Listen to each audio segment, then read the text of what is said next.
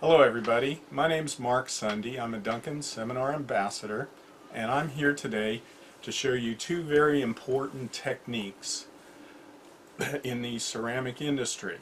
The first being how to cast ceramic molds, and the second is another very important technique in the business, and that is cleaning greenware.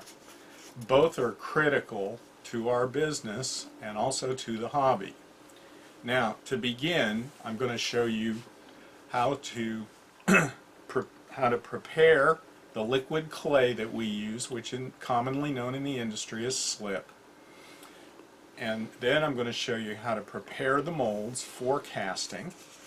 We're going to actually cast a piece, and then go through the steps to take it out of the mold. And I'm going to try to give you some helpful hints along the way. So with that said, let's dive right in and start with talking about the ceramic slip. This is typically what we use is low fire earthenware slip. It comes in 2-gallon boxes like this one.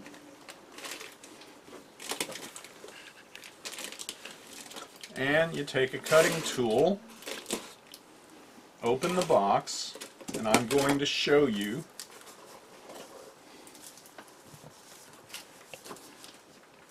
how the slip is packaged. See, it comes in a bag and contains 2 gallons. Now a box like this, because it's 2 gallons, weighs about 30 pounds, just as a point in discussion. Now basically what we do with this is take it out of the bag and put it in a suitably sized bucket. And I have a 3-gallon bucket here that I've already got some slip put in. So I'm going to show you that next.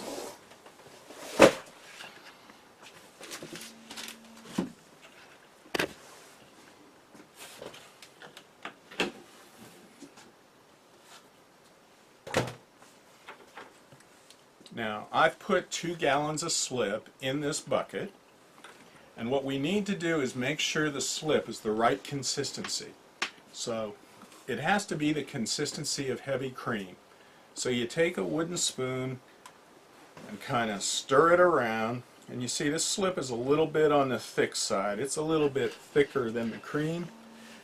Heavy cream consistency, so what you want to do is put in ordinary water. Now any water will do. Right out of the tap is fine. Just add a little bit at a time, because remember, you can put it in but you can't take it back out. And basically you just stir up the slip. You can use a wooden spoon, or if you have it available, a cordless drill with a jiffy mixer works very well.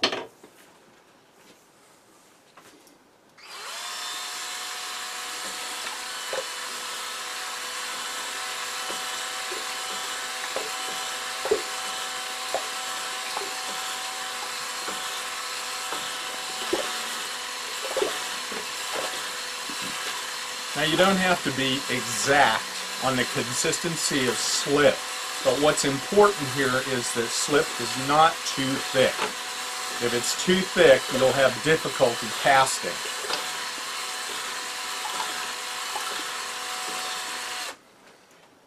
Now different manufacturing companies that make slip, no two are alike. Their slip comes out of the boxes at different thicknesses, so you just basically have to work with what you have and get this, see, to the consistency of heavy cream. Okay? Now, let me put that aside for right now and go to the next step in the casting process, which is preparing the mold. Now, molds typically come, when you buy them brand new, they come with these shipping straps. Some are plastic, some are black rubber. What you have to do is take these straps off and throw them away. because it's very important you do not use these to cast your piece with. These are only for shipping purposes, and they're usually not tight enough. Also, they keep you from doing another very important part of the casting process, which is cleaning out any foreign material out of the mold. Now, as I said, you take these and you throw them away. Now, depending on how the mold has been shipped, there might be dust or from the manufacturing process, or there may just be dust or dirt and foreign material from the shipping process itself. So what you need to do is take the mold apart and use a dusting brush to go through and just brush out any dust or loose debris that's in the mold. Now, if you have compressed air, you can use that too. Compressed air is a very handy thing, but not everybody has access to it. And you see, I'm taking the time to clean out this mold because the reason for this is whatever is inside the mold is going to get trapped in the greenware. And any type of foreign material, like shipping material, dust and everything, it'll show up in the greenware itself. And that'll lead to poor quality greenware. And that's not what you want. So basically now I have cleaned up the inside of the mold.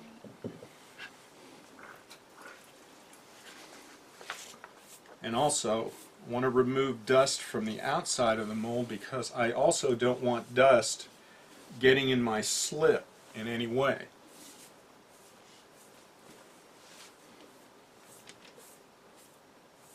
Okay. Now, I've got my mold ready for the casting process. Now, what we have to do next is put straps on it. Now, there are two devices out there available for securing a mold. One is called a locking strap. It has a metal clasp on it with typically a nylon cord, and they come in different lengths. Okay? And I'm going to show you how to get this strap ready to put on the mold. Now, as I said, the straps come like this. What you want to do is open the face plate so it's laying open like this in your hand. Take the end of the nylon cord and you put it in through the back and down through the front.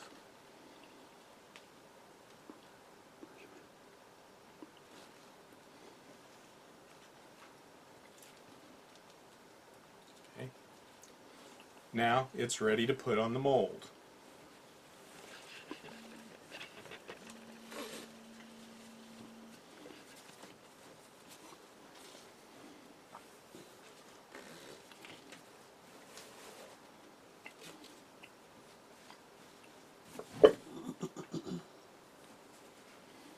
It is very important that a mold be secured like this. Now I pull the cord, the strap fairly tight, and I flip it over until it locks, and you'll hear a clicking sound. Now this mold is good and secure. Now, the other device we have in the business for securing molds is rubber bands, like I have on this plate mold. And this is a triangle shaped plate mold. And just like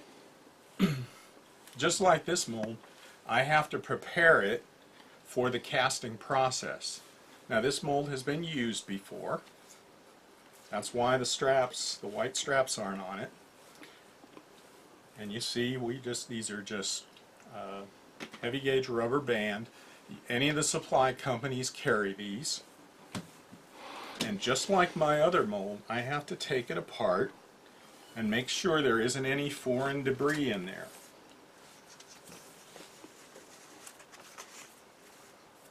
Now you can see on this mold, from the last time it was cast, it has a little bit of clay slip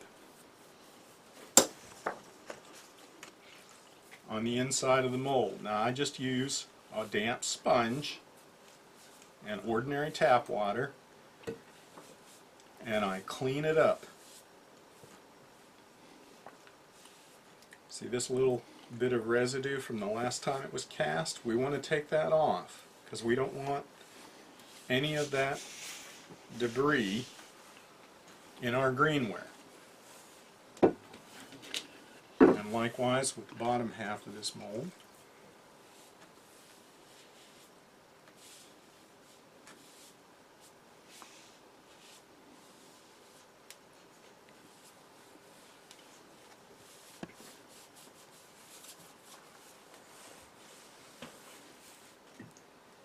Now let me show you how the rubber bands work. These are just stretched on. Now several people have asked me, well, how do you know how many rubber bands? Well, you need to put enough on so that the mold is secured tight and it won't leak. If you don't have sufficient number of bands or a good strong locking strap on it, you run the risk of the mold leaking during the casting process, and then you have a mess. Not to mention the potential of a lot of wasted time because you have to cast the greenware all over again. So now our molds are ready to cast. I've already prepared some slip.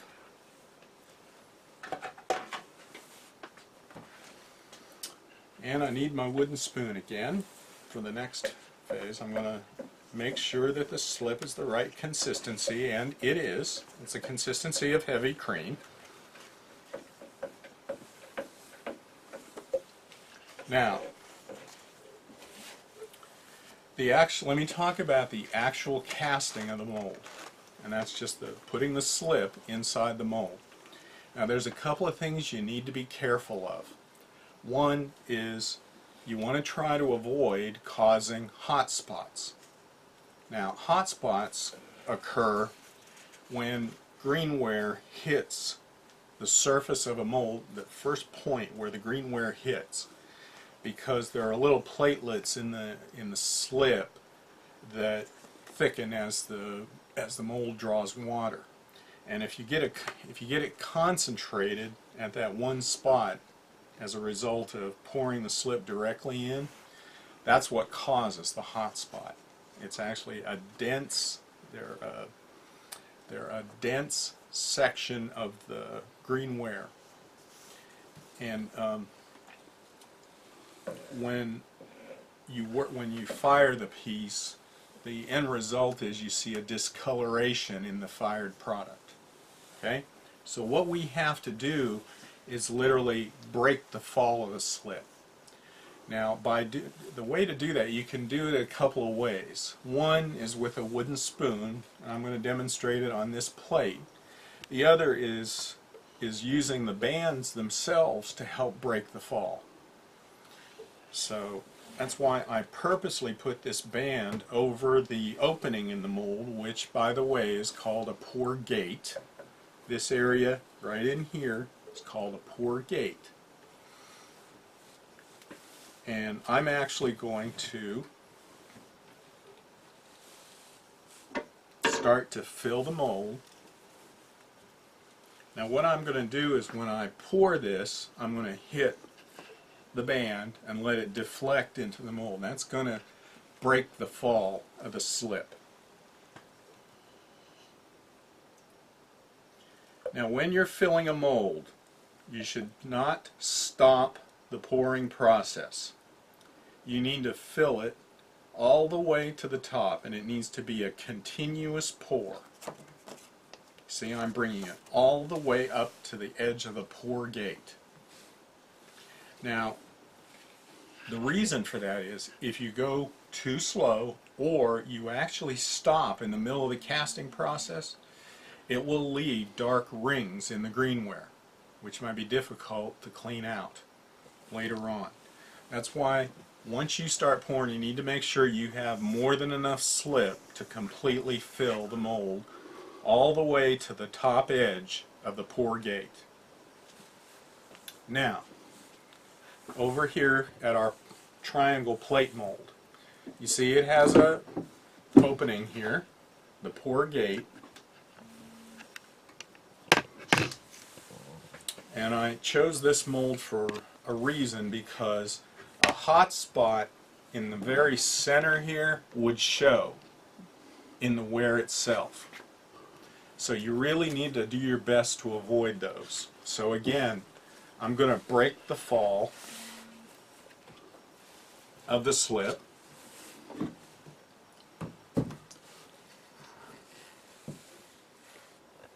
See, I'm going to use a wooden spoon, and I'm going to get down there close. I'm going to put the wooden spoon down there inside the mold, and I'm going to pour the slip on the wooden spoon first.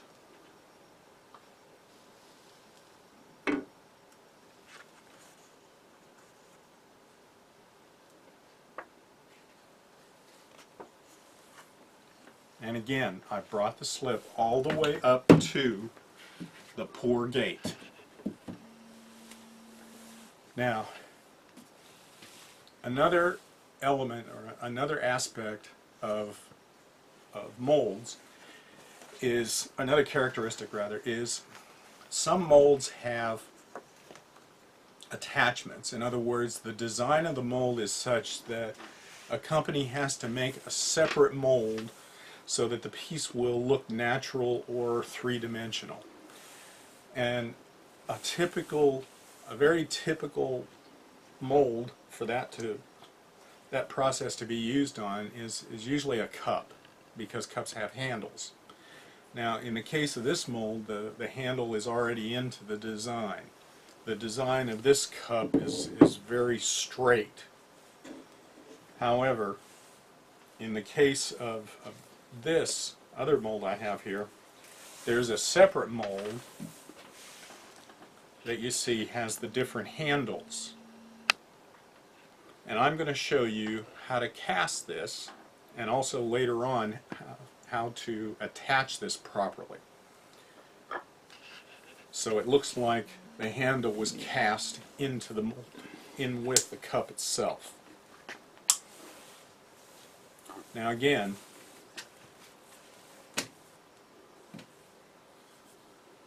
I open my mold, duster brush, cleaning it out.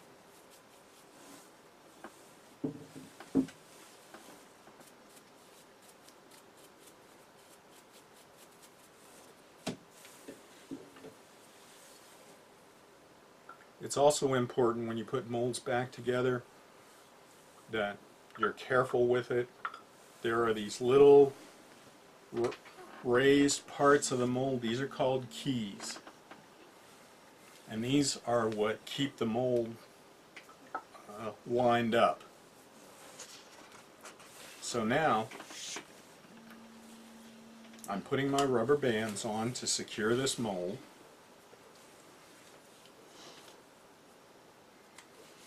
Now,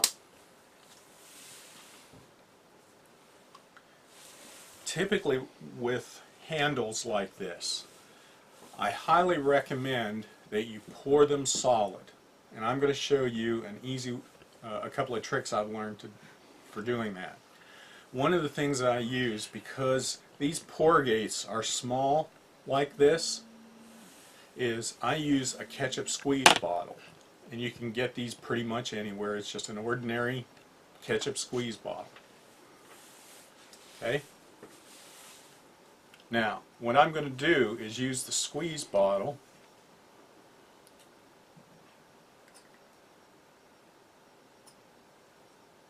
You see how easy it is to fill this up?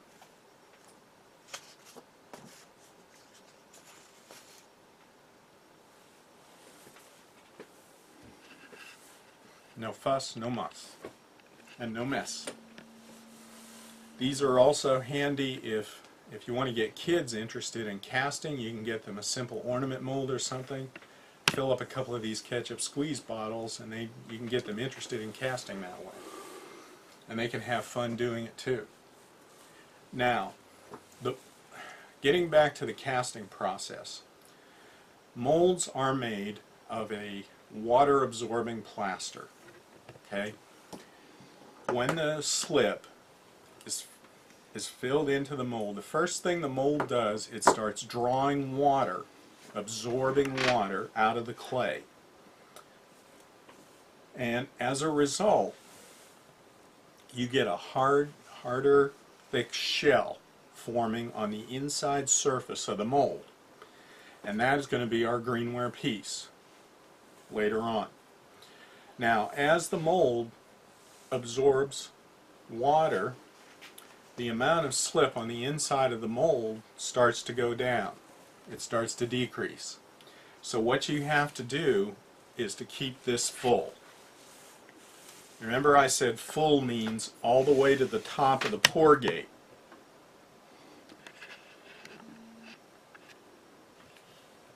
Now, there's a reason I'm recommending this, is because this is a good way. If you keep this full, then you'll have a very good way of testing the thickness of the slip later on, and I'm going to show you how to do that later on in this webinar.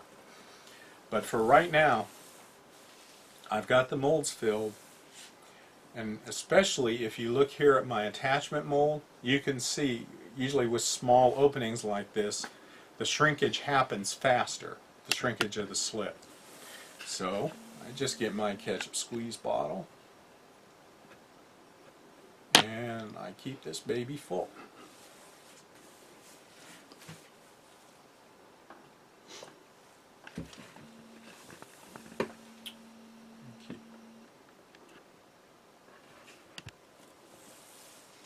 Now,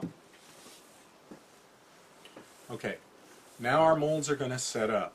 Now, it depends on, if you want to know how long it takes for a mold to set up like this, it depends on several conditions. Okay, the main thing being the environment you're in, the temperature, the humidity. If it's cold, it tends to take longer. If it's hot, humid, okay, the molds absorb water slower, so it takes a little bit longer. So I can't actually say for this size mold it takes a certain number of minutes. I can't say that exactly. Ceramics is not an exact science. A lot of things you have to do by sight and sometimes by feel as well. Also, getting to know the molds that you have and how they behave. Different manufacturers make molds different ways, and they also make them in different parts of the country, so that the environment that they're made in is a little bit different and has an effect on the molds. But for the most part, what we do is we let a mold set up until they get the thickness of what I call 2 nickels. When you put 2 nickels together, and that's approximately about 1/8 of an inch. So 1/8 of an inch or greater. If you make it any thinner than that, then the piece will come out and it'll be much more fragile than you really want it to be, and it'll be difficult to work with. So it's highly recommended that all your pieces be at least double nickel thickness, or about about 1/8 to 1/4 inch thick. However, there is one exception that I've learned over the years, and that is with serving pieces like plates or platters. And oddly enough, that's why I chose this plate to demonstrate to you, is because what I like to do is I like my plates and platters to be very thick. almost solid, if not completely solid. The reason being is plates, platters are what we call utility pieces. We use them to serve food and drink on. So I like them. They're going to be handled more, so they got to be a little tougher, a little more durable, or at least they should be. That's why what I'm doing with this plate now is I'm going to let it go beyond or bigger than double nickel thickness. What I'm going to do is let it go to the thickness of the plate itself, which is at least about 1/4 to 3/8 of an inch. Now this may take as much as an hour for it to set up. As I said, it depends on the environmental conditions. Today is not a bad day, it just happens to be nice and sunny and warm, so these things would probably set up, I would estimate, in about 25 minutes for the cup and about 35 to 40 minutes for this plate. But those are just guesses, folks. You really need to go by the thickness of the slip. And the only way to do that is to keep these molds full. Now, in the case of attachments, I also like these things, generally like handles like this. I like these to go solid as well. So I just keep this full, and this pretty much works on any mold that you have attachments that you want to go solid, like handles like this. If you just keep it full of slip until you observe that the shrinkage here stops, then you know that this handle itself is good and solid. And that's why you have to keep an eye on these things during the casting process. So at this point we're at a stage where you have to basically babysit your molds, watch them, keep them full. And when we come back, I'm going to show you how to take the greenware dump the slip out of the molds, and then proceed on to taking the greenware out of the molds. So welcome back. Okay, our molds have been sitting for a little while now, and the slip has formed a hard ring around the edge here in both the plate and the cup. So what I'm going to do now is show you how to test the thickness of the ware. Now this is a mold trimming tool. Again, you can buy these from any of the supply companies. They're pretty common out in the industry. And I'm going to use this and show you how I test the thickness. Now, as I said, I've kept the slip to the top edge of the pour gate. Now what I'm going to do is I'm going to insert this tool, the skinny end here, down into the slip, and I'm going to lay it right up against the surface of the pour gate. It's got to line up right up against the pour gate. Now this pour gate for this particular mold is slanted slightly, and then what I'm going to do is pull it straight up like this. And if you come in close, you'll see the dry part here is the thickness of the greenware. Now, my greenware is just right. I'm going to do the same thing with my plate.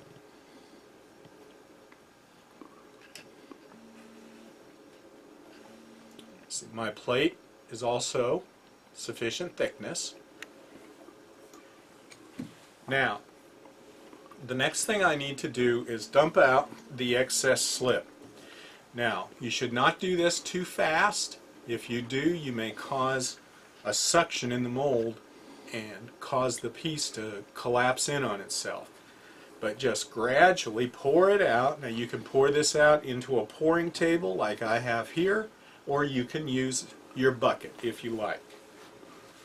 So I'm going to drain out my slip.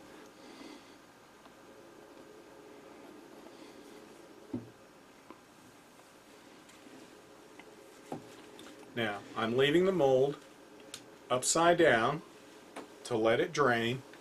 Now, it should drain really until you get maybe 2 or 3 drips a minute. But it's going to take a couple minutes for that to drain out.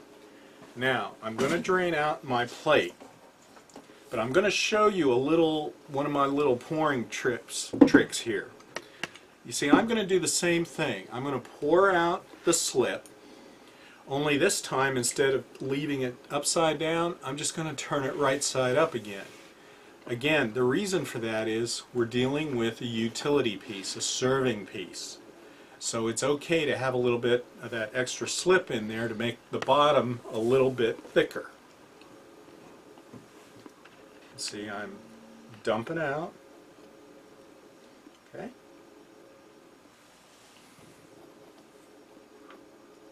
And I'm setting it right back up.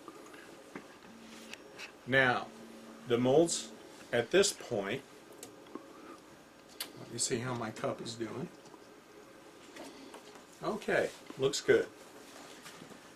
Now, here's another one of my little pouring tips. With a cup where the handle is already in the mold, in this one mold, okay? Again, I mentioned earlier that it's a good idea for handles to be solid on cups.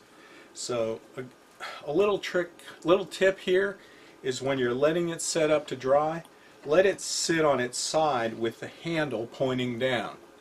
The slip that's left over on the inside here will collect at that handle and keep it solid. And that way you won't have any possibility of any air trapped in there or leave a pocket in the handle itself. Okay?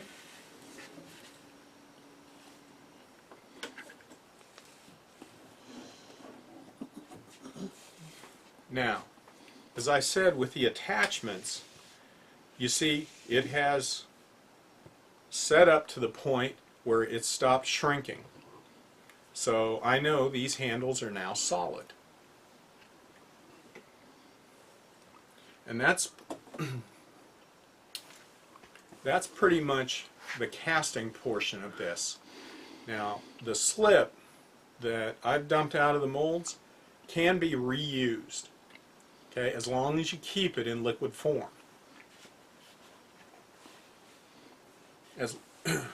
So basically you can take it out of your table, put it back in a bucket or in your pouring machine, whatever you have. So now these molds have to set up until they're what we call leather hard. And I'm going to show you what that means here in the next step. So if you'll follow me over here.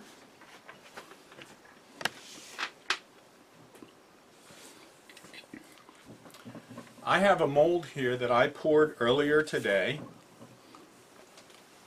It's a cup mold, and it's also got a separate mold. This mold is its handles. Now this mold has been poured, and you see, as I show you on the inside here, it has no shine and it has kind of a rubbery feel to it. That's what we call leather hard. No shine at all, and kind of a rubbery feel to it. Now, I'm going to show you the next step in the process, which is trimming the mold, and then we're going to take this greenware out of the mold. Now, as I've said a couple of times, these molds are water absorbing plaster, and every time you cast your molds and you get slip on them, no matter where the slip is, it's going to absorb water. So it's a good idea to take this slip, even though it's on the outside of the mold, take it off as well. Because you see, a typical mold, the mold life is typically in the neighborhood of 30 to 40 castings. Now, if you have a real detailed piece, you know, like a figurine or something like that, then a rough estimate is probably about 25 castings before you start to see the detail start to fade away.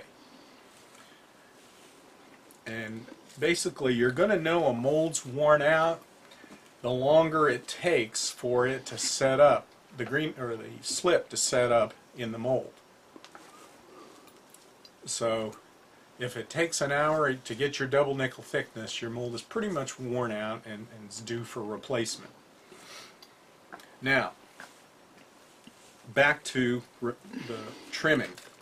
Using my trimming knife, what I do here is I cut into the collar. Okay? And this plastic knife actually cuts into the wet clay pretty well. And just gently I'm following along the contour of the pour gate.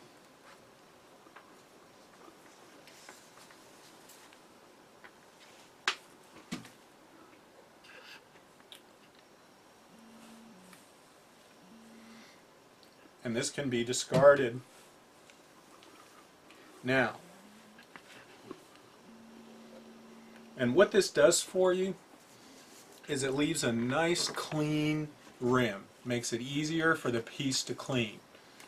If you just take and rip this out, okay, it may cause tears in the greenware itself. It's much easier if you trim it out. Now, some molds may not allow you to do that. For example, this attachment mold. It's not really made suitably for trimming out. But this is, again, getting to know your molds. Most molds you do have the ability to trim out the collars. Now, as to removing the greenware, which is our next step in the process, I lay the mold down on its side. Now what I have to do next is release the locking strap.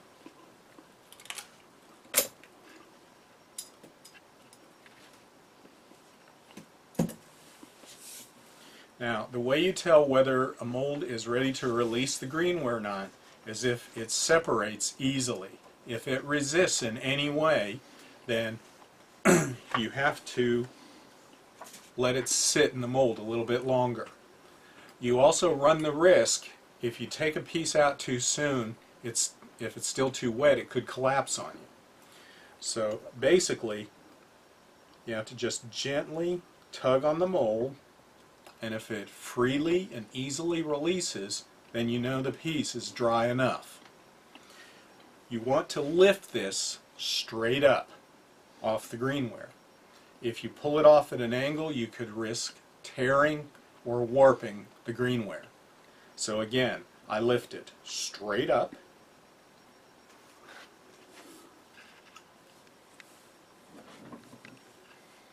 and you see my cup is in really good shape. Now, to get it out of this part, I hold it up on its side, excuse me, how about at an angle,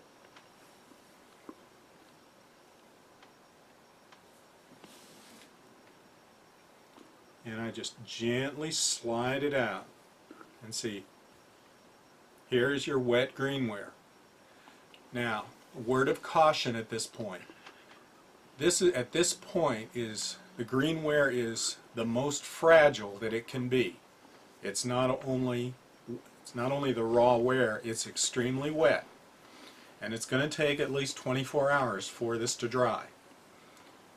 So one of the things that I do too is on a cup that has a pedestal like this, a little handy tip is, if you can, let them dry upside down. That keeps this from warping, and so you don't have a crooked cup. Now, to the mold itself. You have to put the mold back together. And again, this is part of the care of a mold. What I like to do is clean it up, just like I was getting ready to cast it. Because remember, I said earlier, the mold absorbs water out of the slip.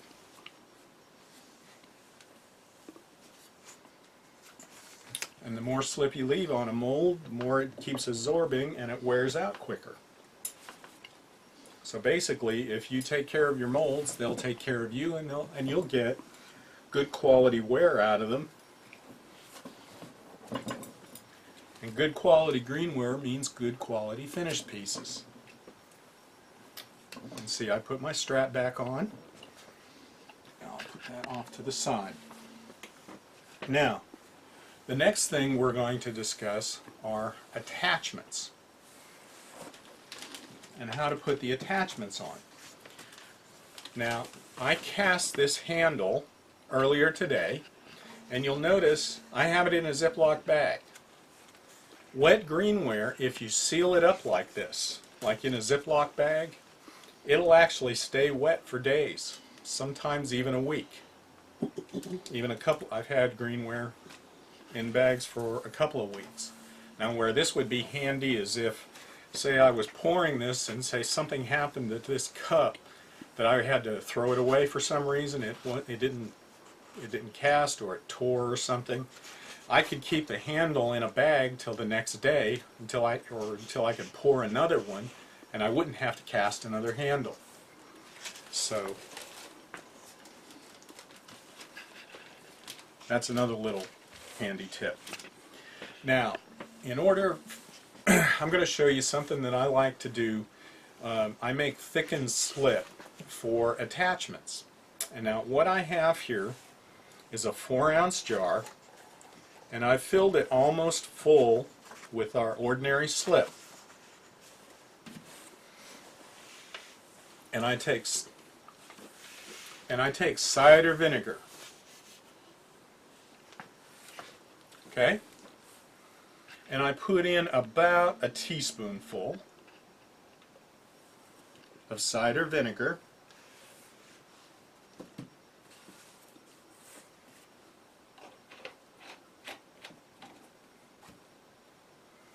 And what I'm going to do is stir this.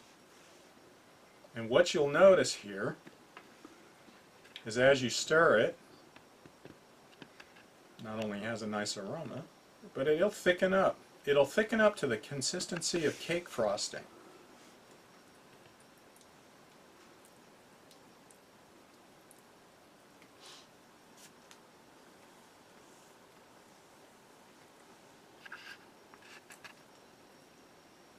See that?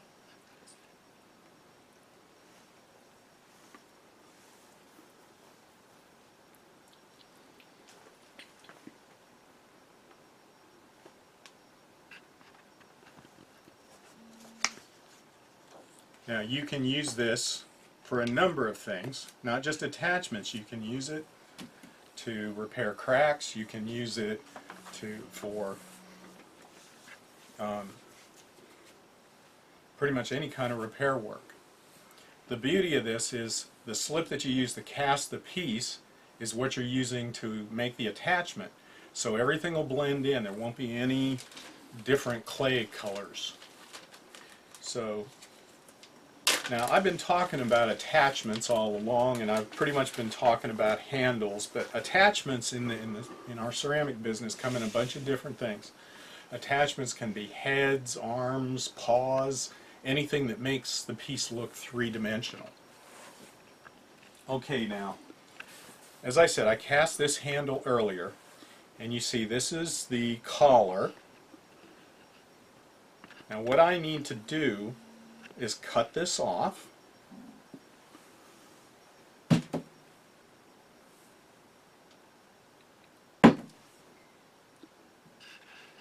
And you can see here that I was successful in making it solid. There are no openings at the ends of this handle. And see, that's a good thing, because what this does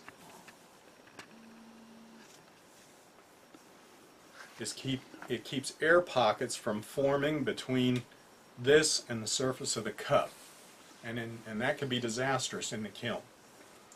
Now let me show you how I attach this. I have an ordinary number 6 round brush. It just happens to be what I have. Any brush that you have is suitable. Now you can also use your fingers if you want. But you take a little slip, thickened slip, and you see I kind of gob it on pretty heavy. And there's a reason for this, and I'll show you here in a minute. Okay, now I take my number 6 round and I glob on some of the thickened slip, and you see I'm putting on quite a bit, and there's a reason for that, and I'm going to show you here in a minute.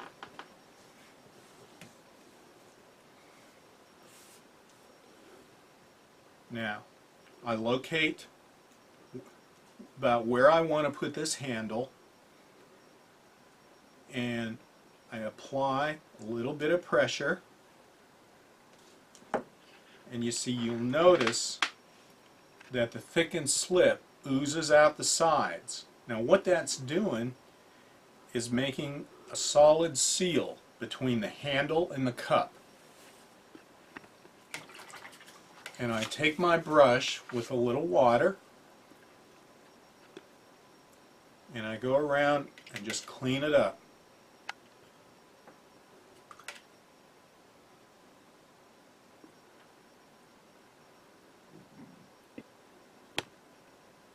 And see, what you'll have as an end result here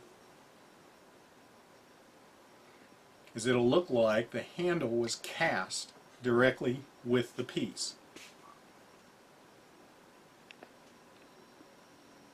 And that should be your goal with attachments. You should try to make the seams disappear as much as you possibly can. Now, this piece is ready for the drying process.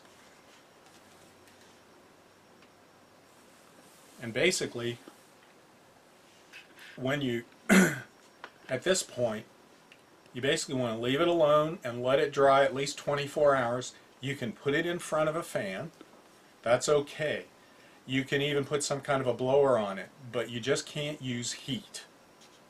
Heat will cause uneven drying, unless it's, you know, a space heater in a room type thing. But direct heat applied to wet greenware like this is not a good idea, and it's not recommended at all. Now, let's move over here and let me talk about taking plates out of the mold. My plate mold, see, has gotten leather hard. And just like we did before,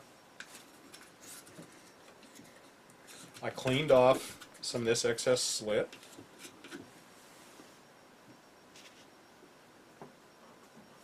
Now,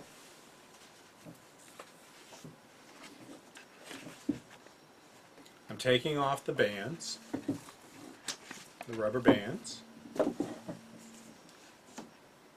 Okay. And again, I'm lifting straight off. Now, I want to show you one of my little tricks for cleaning a plate. I use what's called a deep cleaning tool. You can get these again from the supply companies. And it has an open end on it like this. And that's a real handy tool because, see, what I do is I cut into the collar and I just work my way around.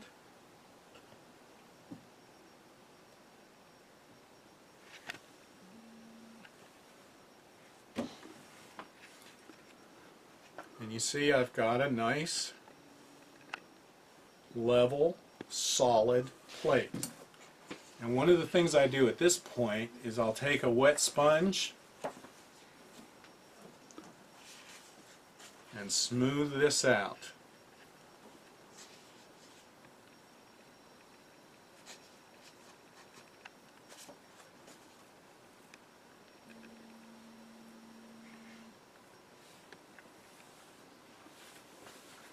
Now there'll be, see, there's no openings in the bottom of this plate.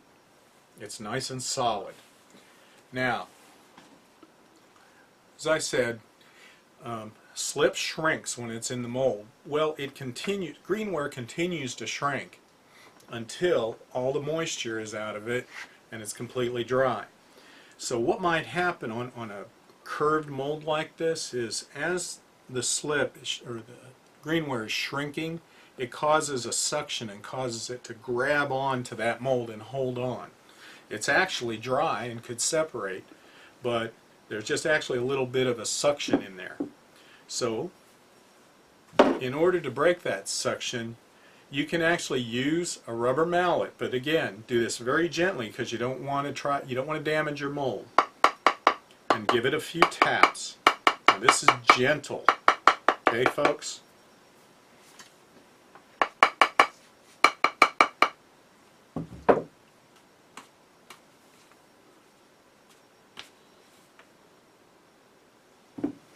Now, here's one of my pouring tricks, particularly with plate molds. One of the dangers here is plates have a tendency to warp as they're drying. So what I do is I take the top half of the mold and I very gently put it back on, flip it over,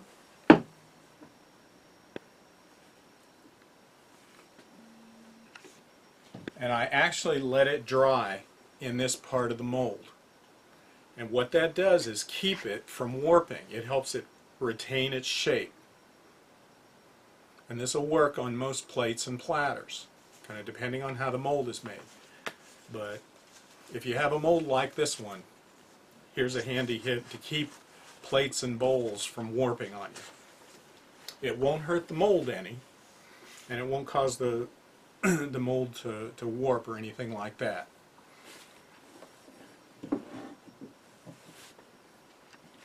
And basically, folks, that is the process for casting and producing Greenware. I hope you enjoy it as much as I do. The next part that we're going to be going to is another very key element of the ceramic industry, in the ceramic business, and that is cleaning Greenware. And I'll be back in a minute. Welcome back. Now, I'm going to talk about the next phase in the process of producing good quality ceramic pieces. And that is an extremely important part of the process, and that is cleaning Greenware. And what I mean by cleaning is we are going to remove the seam line that's caused by the casting process and any other imperfections that come out. Any rough edges, any nicks, scratches, dents, any of those kind of things. Now the tools we're going to use is the first thing is a cleaning tool. Now a cleaning tool is typically a wooden tool like this, and it has a triangle shaped blade on one end and a slightly curved blade on the other end, on the opposite end. And this is what we're going to use to actually do some of the cutting and carving.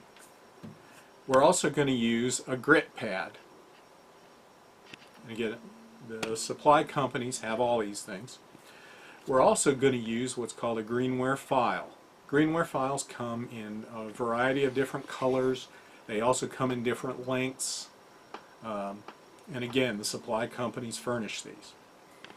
But you know, I've been saying all along through the casting process that Greenware is very fragile. Well, to demonstrate this, and for those of you that are going to be teaching this to other people, here's actually a little helpful hint. This is actually a piece of the dried collar out of a casting. What you can do is, when you're showing a person to how to emphasize how important it is that you be very careful in handling the Greenware, just get them a piece of this scrap, okay, and have them break it. It breaks so easily. And it's very graphic, and it really will get your point across just how fragile Greenware can be. So, and hopefully it won't scare them. However, let's get back to the cleaning process. Now, as I said, there is a seam on here, and what we want to do is remove that seam. So using the triangle shaped blade, you actually start working across the seam, kind of at a diagonal.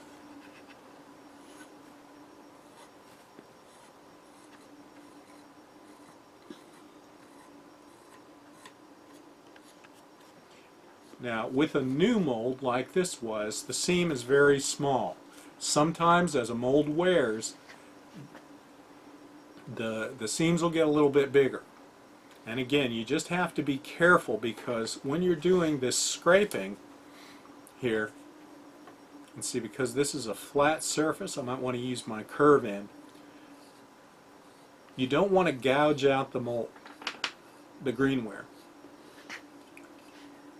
because that'll be very difficult to clean up later.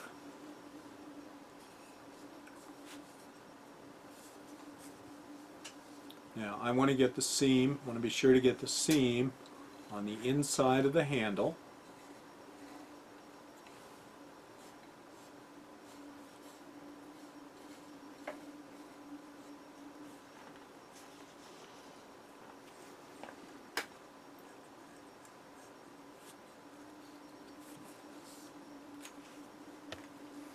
The seam on the opposite side of the cup.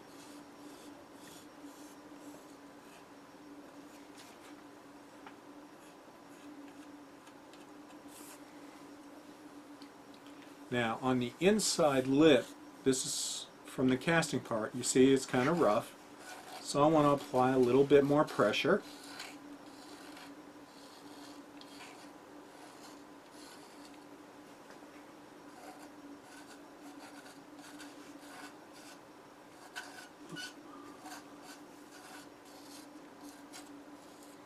Cleaning of the Greenware is a very, very important part of the process, because if you ever have an opportunity to enter a piece in a competition, one of the criteria that the judges look at is how well the piece is cleaned.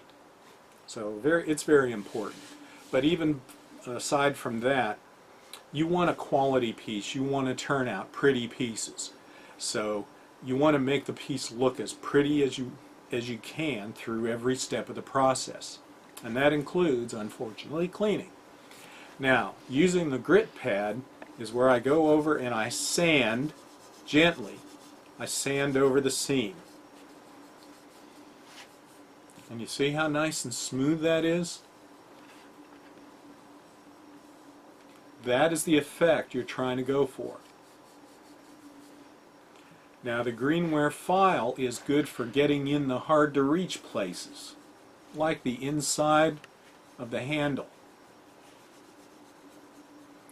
And you don't want to apply too much pressure, because you could knock the handle off.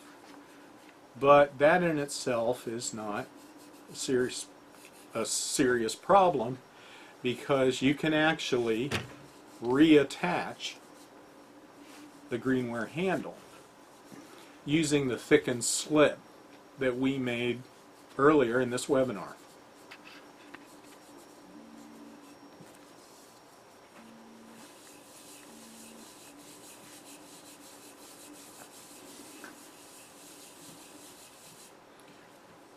Now, if you notice, I mentioned the inside of the cup is a little rough. Take your time. Don't be in a hurry. Work your way around this edge.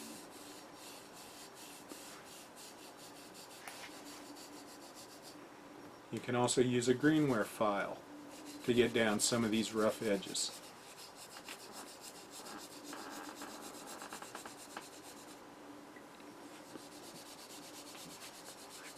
Now Greenware cleaning does make dust.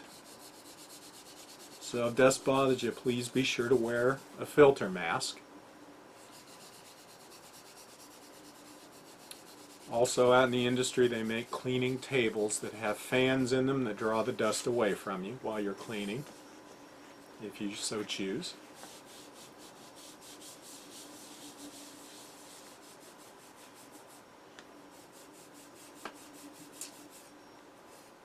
Okay. Now I've got my seams off. I've gotten any little imperfections, any little dents and divots, things out of my Greenware. Now the next part is we want to clean off the dust.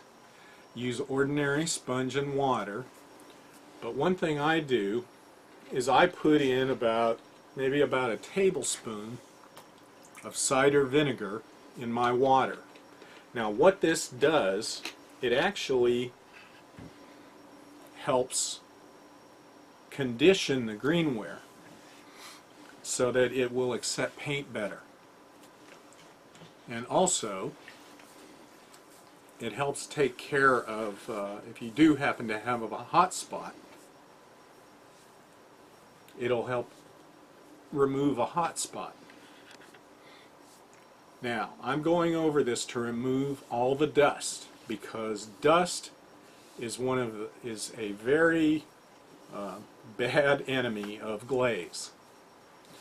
Dust will cause glaze to do what we call crawl or creep.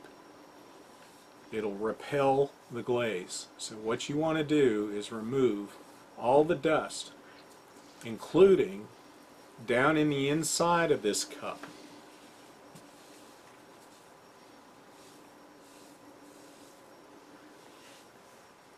Because any dust that's trapped in there, the glaze will repel, and it won't be suitable for beverages. Okay, so I have cleaned, I have scraped off all the seams, I have removed any imperfections, and I've removed the dust. This piece is ready for the next step, whether it be firing or whether it be applying some paint like an underglaze. And I want to stress to you, this is a very important part of the process, and the piece is only as good as how well it was cleaned. So with that, that concludes this webinar, and I want to thank you for your attention. And I hope you enjoy ceramics as much as I do. Thank you.